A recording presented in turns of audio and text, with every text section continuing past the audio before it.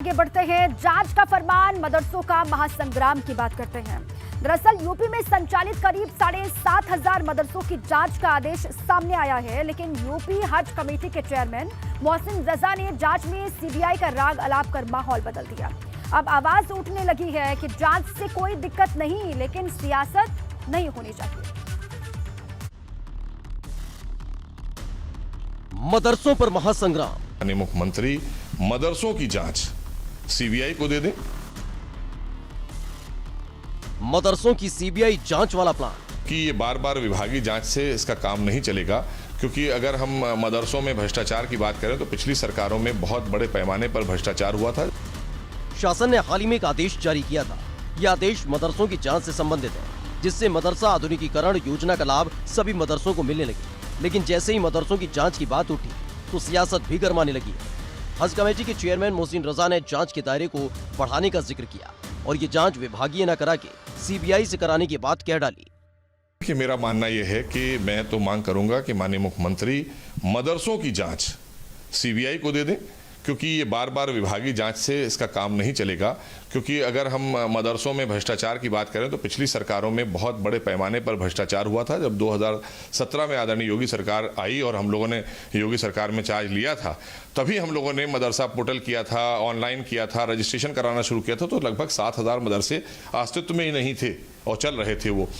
जैसे ही मोहसिन रजा का बयान आया तो मामला गरमाने लगा है और कहा जाने लगा है कि मदरसों की जांच होनी चाहिए, लेकिन जांच के नाम पर सियासत न हो। अधिकारी के जरिए ये जांच हो रही है। मैं मदरसे से जुड़े हुए सभी प्रबंधकों, शिक्षकों और आधुनिक शिक्षकों से अपील करता हूं, साथ ही सामाजिक संगठन के लोगों से अपील करता हूं, जांच में सहयोग करें। मैं चाहता हूं कि मदरसे जो चल रहे उत्तर प्रदेश के अंदर, उसकी पारदर्शिता, ट्रांसपेरेंसी बिल्कुल क्लियर रहे, किसी को भी उंगली उठाने का हक न रहे। आपको बता दें कि ये पहले से ही तय था कि जल्दी मदरसों की जांच की जाएगी, जिससे सरकार की योजनाओं को मदरसों तक पहुंचाया जाए और कोई फर्जी तरीके से इस योजना का लाभ न उठाए। आपको बता दें कि यूपी के 7,442 मदरसों की जांच होनी है। 15 मई तक मदरसों की जांच पूरी करनी है। मदरसा आधुनिकीकरण योजना के तहत मदरसे संचालित किए जाते हैं। इस जांच के लिए भवन, भूमि, किराएनामा की कमेटी बनाई गई है।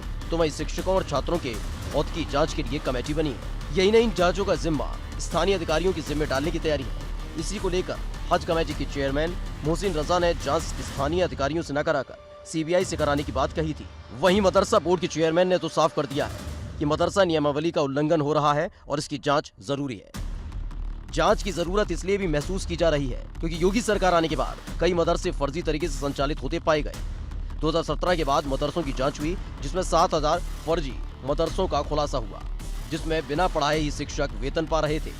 को अध्यापक मिले जो विदेशों में नौकरियां भी कर रहे थे और यहाँ भी सैलरी पा रहे थे। तो इस तरह की चीज़ें, अनियमितताएं बहुत सारी निकली थी। उसको दुरुस्त किया गया, मदरसों को मॉडर्नाइज किया गया, आधुनिकीकरण किया गया। तो इसलिए मेरा मानना यह है कि बार बार इस तरह की जो खानापूर्ति की जांचें हैं, इनको बंद करके सीधी तौर पर इसको सीबीआई के हवाले किया जाए। इसमें जो भी लोग दोषी पाए जाएं उनके खिलाफ कार्रवाई हो, दूध का दूध पानी का पानी हो।